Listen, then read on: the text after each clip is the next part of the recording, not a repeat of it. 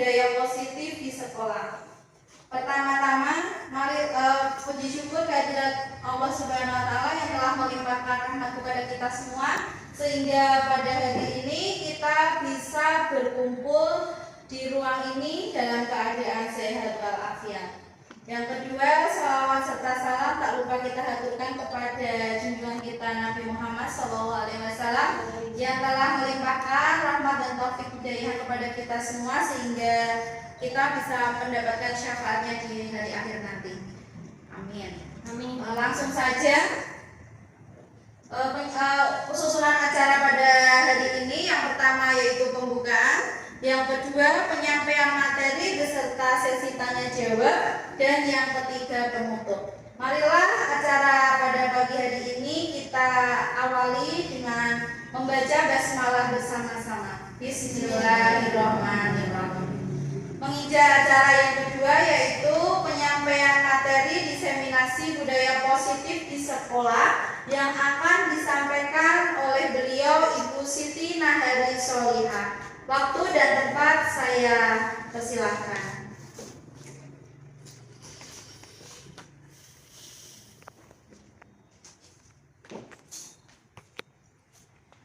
Terima kasih Bunda.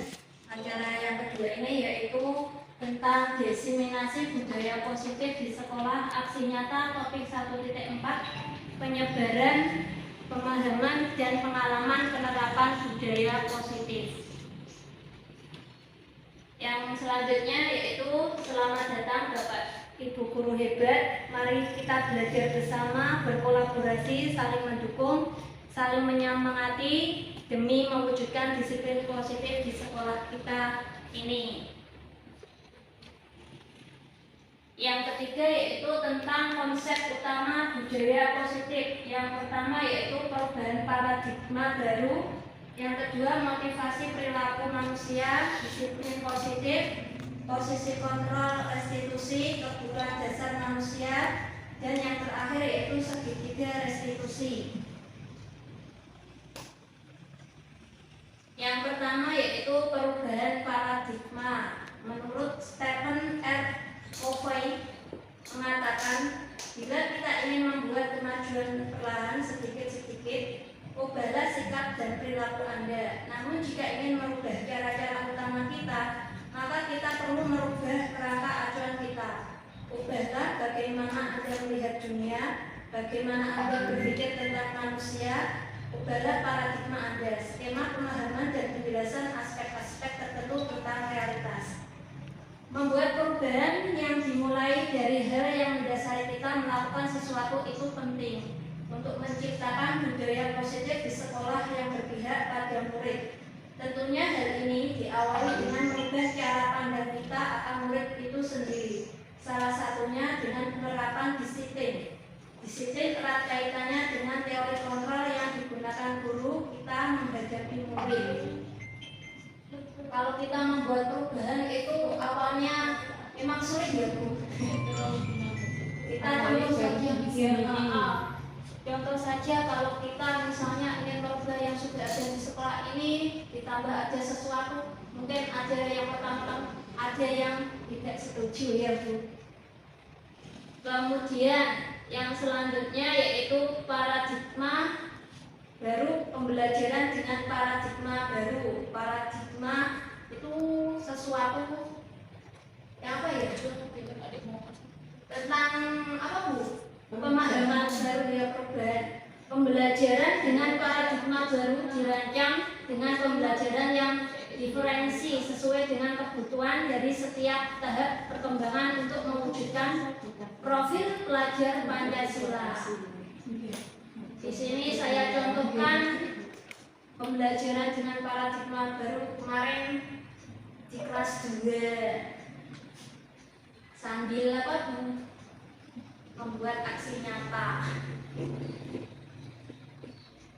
Kemudian di sini ada disiplin positif. Dalam budaya kita, makna disiplin dimaknai menjadi sesuatu yang dilakukan seseorang pada orang lain untuk mendapatkan kepatuhan. Kita cenderung menghubungkan kata disiplin dengan ketidaknyamanan. sebagai pendidik, tujuan kita adalah menciptakan murid-murid yang memiliki disiplin diri, sehingga mereka bisa berperilaku mengacu pada nilai-nilai kebajikan universal dan memiliki motivasi intrinsik, bukan ekstrinsik. Disiplin positif merupakan salah satu cara menerapkan disiplin yang bertujuan untuk menumbuhkan kesadaran murid untuk melawan sesuatu tanpa ancaman.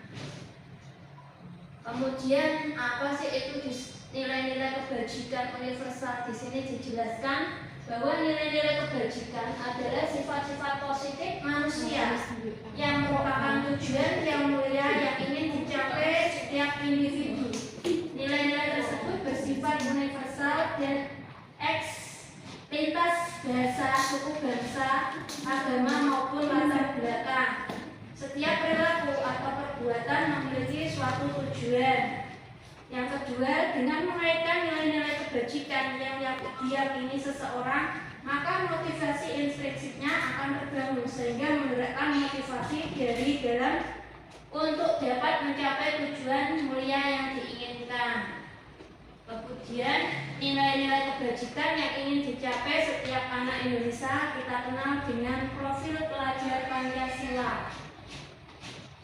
Apa sih itu profil pelajar Pancasila? Profil pelajar Pancasila di sini dijelaskan ada 6. Yang pertama ada beriman, bertakwa kepada Tuhan Yang Maha Esa dan berakhlak mulia. Yang kedua mandiri. Yang ketiga bernalar kritis. Yang keempat berkebenekaan global. Yang kelima bergotong royong. Dan yang keenam kreatif. Kemudian yang selanjutnya yaitu ada kebutuhan dasar manusia. Kebutuhan dasar manusia di sini ada 5. Yang pertama ada bertahan hidup. Yang kedua kasih sayang dan rasa diterima. Yang ketiga kekuasaan dan penguasaan. Keempat kebebasan. Yang kelima kesenangan. Jadi saya terangkan, jelaskan tentang yang pertama yaitu kebutuhan bertahan hidup. Contohnya di sini ada makan, ada minum, ada sehat, ada rasa aman. Kemudian kebutuhan ini dipenuhi dengan makan, olahraga, dan memberi perlindungan. Yang kedua ada kebutuhan kasih sayang dan rasa diterima. Kebutuhan ini berkaitan dengan aspek sosial dan psikologis. Contoh kebutuhannya ada rasa diterima, dicintai, berbagi, dan bekerja sama, dan lain-lainnya. Yang ketiga yaitu kebutuhan kekuasaan dan penguasaan atau kebutuhan pengakuan atas kemampuan. Di sini ketika seseorang ingin didengar, diakui, dianggap, berprestasi, memimpin, menjadi kompeten, maka sesungguhnya orang tersebut memiliki kebutuhan akan kekuasaan dan penguasaan. Yang keempat ada kebebasan, yaitu kebutuhan akan pilihan. Kebutuhan ini merupakan kebutuhan untuk memilih dan membuat pilihan untuk mandiri, mengeksplorasi hal-hal baru, dan sebagainya.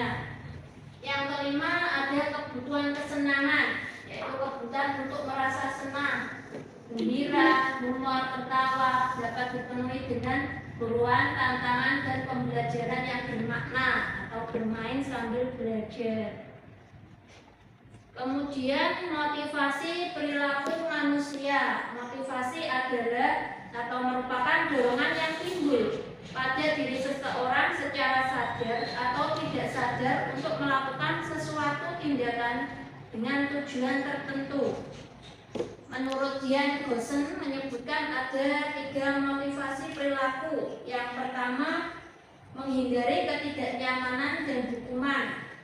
Murid melakukan disiplin diri karena ia takut dihukum. Ini merupakan motivasi ekstrinsik. Yang kedua, mendapatkan imbalan atau penghargaan dari orang lain. Di sini murid melakukan disiplin diri karena ia ingin mendapatkan imbalan. Ini merupakan motivasi ekstrinsik juga. Yang ketiga ada menghargai nilai-nilai kebajikan diri sendiri. Murid melakukan disiplin diri karena sadar akan nilai kebajikan dirinya. merupakan motivasi ekstrinsik. Kemudian ada konsep disiplin dengan identitas gagal. Di sini ada hukuman dan penghargaan. Kalau hukuman yang pertama itu menyakitkan, yang kedua tidak nyaman, yang ketiga murid takut, yang keempat ada memaksa, dan yang kelima murid akan menyembunyikan kesalahan, yang keenam murid menjadi rendah diri. Kalau penghargaan di sini merasa tidak efektif, yang kedua merusak hubungan atau rasa iri, kemudian mematikan kreativitas, yang keempat menghukum dengan sistem ranking, yang kelima merampas hak menghargai dirinya. Kemudian selanjutnya ada konsep disiplin dengan identitas berhasil. Di sini juga ada dua, yaitu tentang konsekuensi dan restitusi. Kalau konsekuensi, yang pertama ada penguatannya jangka panjang, yang kedua perlu monitoring berkelanjutan, yang ketiga murid menghormati peraturan, yang keempat kehilangan waktu untuk merenungi kesalahan. Kalau restitusi di sini murid akan bertanggung jawab atas perilakunya. Yang kedua fokus pada pemecahan masalah dalam jangka panjang. Yang ketiga murid menghargai dirinya dan orang lain. Yang keempat ada teori kontrol. Yang kelima murid bersemangat memperbaiki kesalahan. Kemudian selanjutnya ada konsep disiplin pendekatan restitusi. Di sini pengertian restitusi adalah proses menciptakan kondisi bagi murid untuk memperbaiki kesalahan mereka sehingga mereka bisa kembali pada kelompok mereka dengan karakter yang lebih kuat. Ciri-ciri restitusi yang pertama, bukan menebus kesalahan, namun belajar dari kesalahan. Yang kedua, memperbaiki kesalahan. Yang ketiga, tawaran bukan paksaan. Yang keempat, menuntun untuk melihat ke dalam diri. Yang kelima, mencari kebutuhan dasar yang mendasari tindakan. Yang keenam, fokus pada karakter bukan tindakan. Yang ketujuh, menguatkan dan fokus pada solusi. Kemudian perbedaan. Di sini saya contohkan kasus. Kasusnya yaitu siswa sering terlambat sekolah. Hukumannya, guru menghukum murid dengan meminta murid menulis "Saya tidak akan datang terlambat lagi" di sebuah kertas dengan kertas bolak-balik sampai penuh. Kemudian guru marah dan murid menjadi takut. Yang kedua, konsekuensi. Di sini guru memberikan konsekuensi 3 kali terlambat, murid diminta untuk piket kelas pada jam istirahat. Guru tegas dan murid menghormati peraturan. Kemudian ada restitusi. Di sini guru menanyakan keyakinan kelas atau dirinya dan membantu murid menyelesaikan masalahnya. Di sini guru terbuka dan murid menghormati dirinya dan orang lain. Kemudian yang selanjutnya ada segitiga restitusi. Di sini restitusi membentuk kemerdekaan untuk murid dalam menyelesaikan masalah, bukan guru yang memutuskan. Ketika hal ini berhasil akan memberikan penghargaan terhadap diri dan orang lain. Murid merasa lebih dihargai dan percaya diri. Kemudian ada tahapan segitiga restitusi. Yang pertama yaitu menstabilkan identitas. Tidak ada manusia yang sempurna.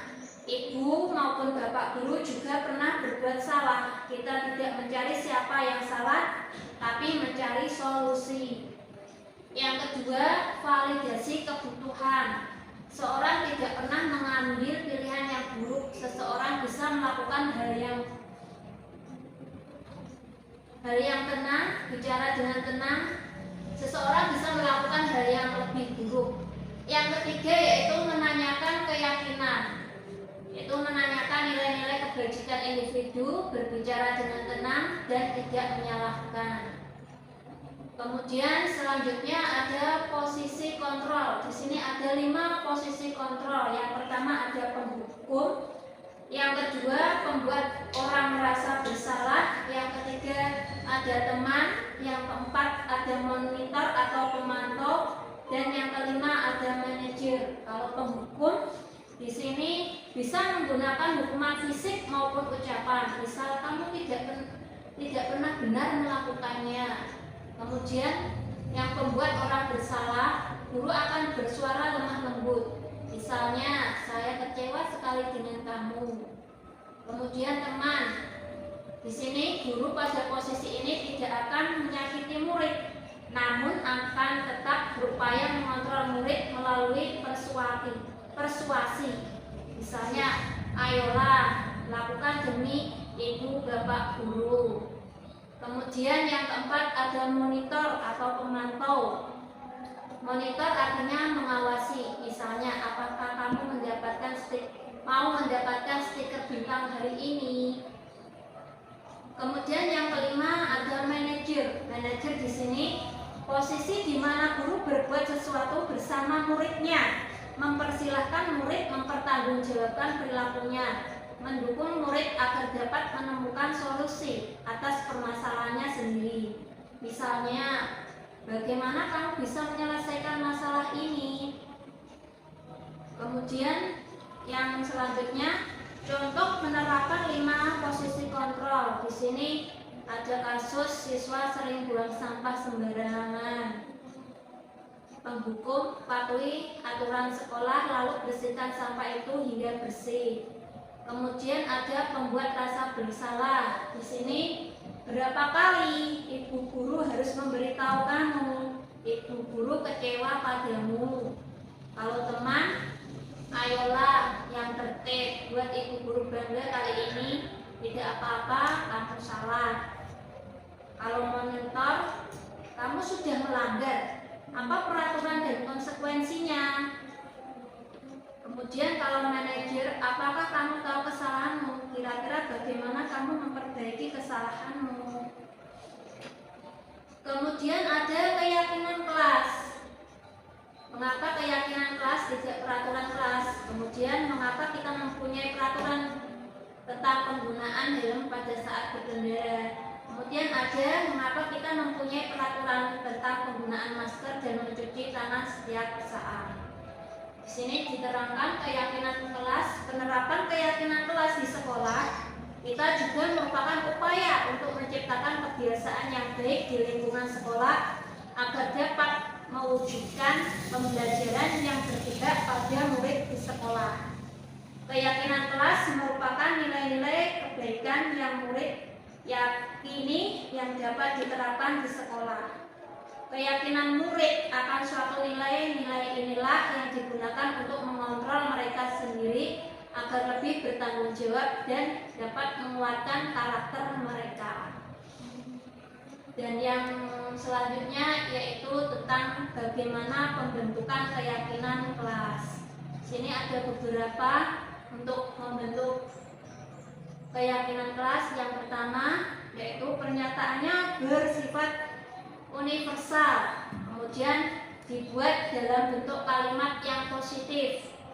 Ketiga, ada kalimatnya sedikit saja agar mudah dipahami. Selanjutnya sesuai dengan kondisi kelas dan sekolah agar mudah diterapkan. Kemudian yang selanjutnya semua warga kelas dilibatkan saat membuat. Dan ada keyakinan kelas bersifat lebih abstrak daripada peraturan yang lebih rinci dan konkret. Dan yang terakhir ada bersedia meninjau kembali keyakinan kelas dari waktu ke waktu. Demikianlah materi modul 1.4 yang dapat saya sampaikan.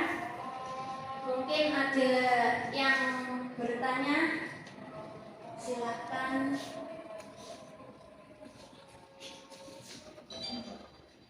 Saya Bu Siti. Ya Bu, silakan Bu Putri. Dan ingin saya tanyakan apa Ya. fungsi dari segitiga restitusi? Manfaat dari segitiga restitusi di sini diterangkan sebagai upaya untuk menciptakan kondisi bagi siswa untuk memperbaiki kesalahan-kesalahan mereka sehingga siswa itu dapat kembali pada kelompoknya dan mempunyai karakter yang lebih kuat. Sini ada 3 tahapan segitiga restitusi ya Bu Putri ya. Yang pertama tadi ada menstabilkan identitas, yang kedua validasi kebutuhan, yang ketiga menanyakan keyakinan. Demikianlah Pak, bisa jawabannya bisa diterima ya Bu Putri ya. Ya, terima kasih. Saya kembalikan kepada moderator.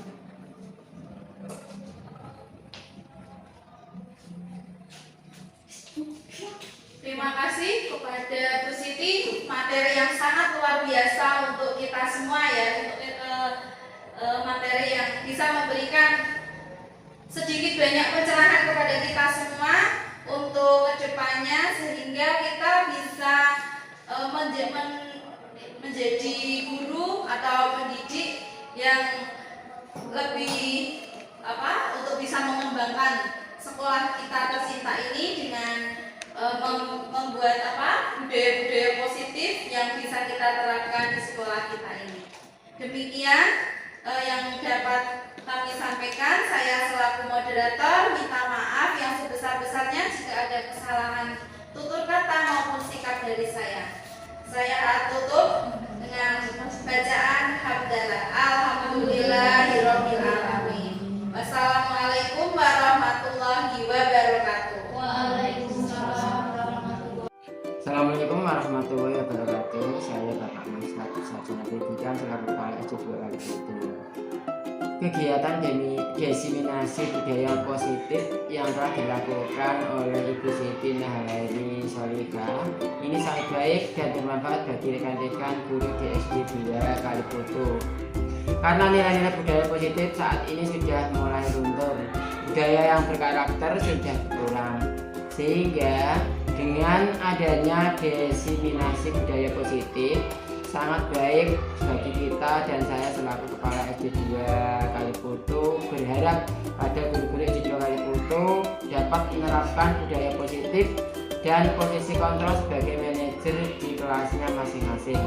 Demikian yang dapat saya sampaikan. Semoga Ibu Siti Nahari Solika dapat mengikuti pendidikan guru penggerak ini sampai lulus. Terima kasih. Wassalamualaikum warahmatullahi wabarakatuh. Assalamualaikum warahmatullahi wabarakatuh. Saya Alwa, siswa kelas 4 SD 2 Kaliputu. Saya senang dan mengucapkan terima kasih kepada Ibu Siti Nahari karena kami ikut terlibatkan dalam penyusunan keyakinan kelas dan kami akan mematuhi keyakinan kelas tersebut. Terima kasih Bu Siti Nahari. Wassalamualaikum warahmatullahi wabarakatuh. Assalamualaikum warahmatullahi wabarakatuh. Saya Swati, guru SD 2 Kaliputu yang telah mengikuti diseminasi oleh Bu Siti Nahari Solika. Saya merasa senang dan bangga karena mendapat ilmu dan wawasan dari Bu Siti Nahari, yang mana kita bisa mengontrol diri kita sendiri tentang cara positif yang dilakukan dalam memberikan tindakan kepada murid. Setelah mengetahui posisi kontrol, saya akan memberikan kepada anak didik saya dengan cara memposisikan diri sebagai posisi manajer seperti yang diajarkan oleh Ibu Siti Nahari. Demikian yang dapat saya sampaikan. Semoga Ibu Siti Nahari dapat mengikuti pendidikan guru penggerak dengan lancar sampai lulus. Terima kasih. Wassalamualaikum warahmatullahi wabarakatuh.